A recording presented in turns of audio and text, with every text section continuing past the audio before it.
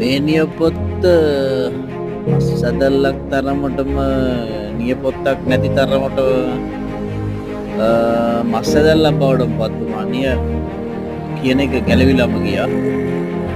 දැන් අන්තිමට ඇවිල්ලා තියෙන්නේ. ඔබට පේන දේ නිකන් ඉරිලි වගේ තියෙනවා. ඔබට මේ පස්කොබ කැරකෙන මේකත් එක්ක දැන් අර ඉස්සෙල්ලා දැක්කේ වම් පාදයේ මේ දකුණු පාදයේ